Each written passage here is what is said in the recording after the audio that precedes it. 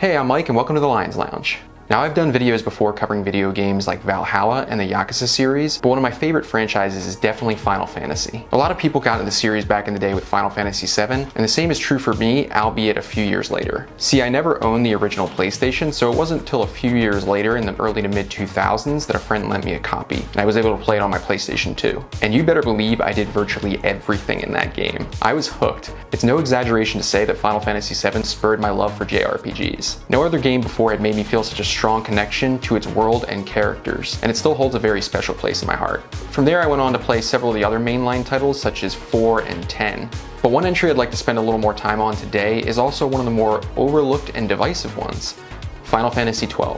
12 was the last main Final Fantasy game on the PlayStation 2, and as such, its visuals were pretty spectacular, with the somewhat recent PS4 HD remaster looking all the better. But some of the key criticisms people have with the game involve lackluster leads Vayne and Penelo, as well as its combat system. Now, the former I can't really defend. Vayne and Penelo are honestly pretty lame. Vayne's primary motivation being revenge for his fallen brother, who was framed in assisting in the assassination of the King of Dalmasca. And Penelo is...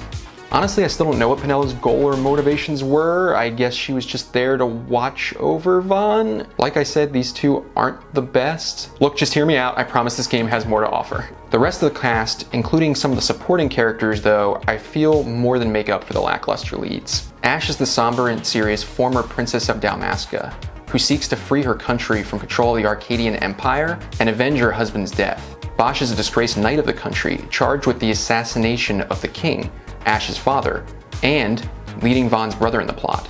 And finally, my favorite couple, leading man, Balthier, who's a suave and calculating sky pilot, and his partner Fran, a mysterious and beautiful Viera. I mentioned before that the combat system was also a note of contention. 12's wasn't turn-based or even time-based the same way that 7's is. While characters and enemies did essentially have a time meter that could be manipulated, the primary method of performing actions revolved around setting up gambits. Gambits were essentially commands that could be pre-programmed for each character for a given scenario. For example, let's say you wanted a character to heal themselves, or another party member if their health fell below 60%. You could configure a gambit to cast Cure automatically once that situation occurred, and the order in which you sorted your gambits could alter when that happened. In the previous example, if you were to place that Cure gambit below another one to attack a nearby enemy, as long as said enemy was within attacking range, even if an ally's health fell below 60%, your character would continue attacking. As you've essentially stated, this is more important than healing. And as the game progressed and you picked up more weapons, abilities, and spells, those gambit options grew to an incredible degree. It was a system that was challenging to set up, but felt amazing once you had a perfect team and a perfect set of gambits. There's a lot more to talk about with 12. From its vast and frankly beautiful and diverse world, its intriguing political commentary on empires and how they tend to use military might to expand their reach, to the soundtrack that I often still have on in the background.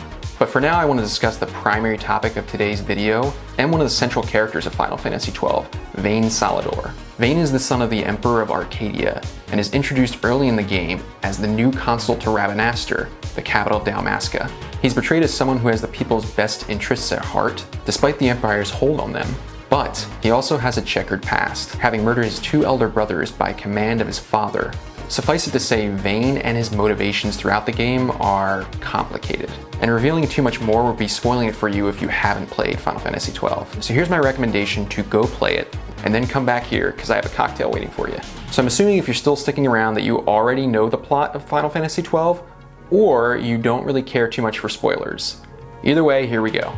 It's revealed later in the game that Vayne is the driving force behind all of the disaster and conflict of Final Fantasy XII, with his main ambition being to wrest control of the world from the Arcuria and become Ivalice's new king. The Arcuria are powerful and godlike beings, known as the Undying, that manipulate the world from the shadows, believing they know what's best for its people. Among their ranks, however, there were individuals that believed that humanity should forge their own path, and one such being was Vayne. Vayne secretly aided Vayne, with their primary objective being to free the world from the Arcuria, and as such can be called the secondary antagonist.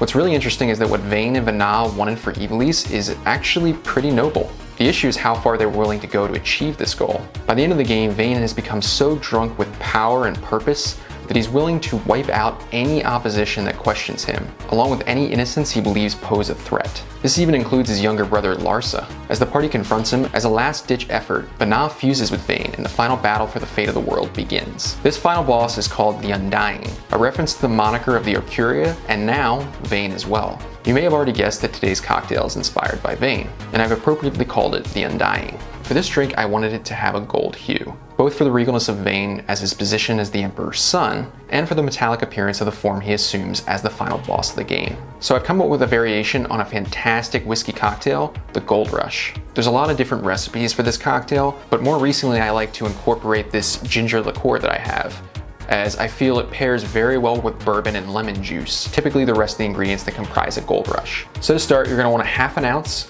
or 15 milliliters of fresh lime juice.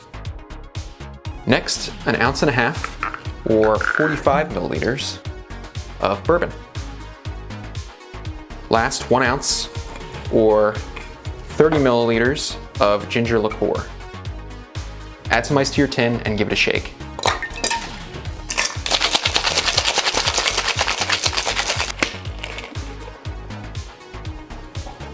Now before I strain this, I'm going to take a chilled coupe and rim the outside of the glass with a husk of a lemon.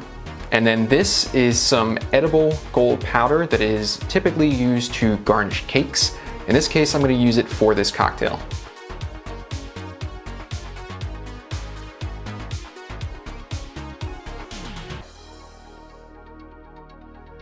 And then I'm also going to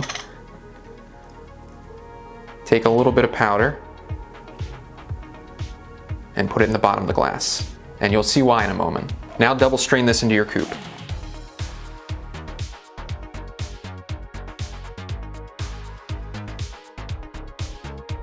And you'll see, because you put the powder inside the glass first, once you pour the cocktail in, it creates sort of a swirling and glittery gold effect, which is very nice. Lastly, I'm going to garnish this with 2 maraschino cherries. And there you have my take on the Undying, inspired by Vayne from Final Fantasy XII. Cheers.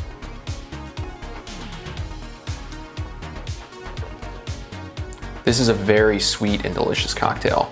The ginger liqueur plays some subtle notes there, alongside the citrus flavors, that tartness of the lemon juice, and the bourbon adds some power and some extra sweetness as well.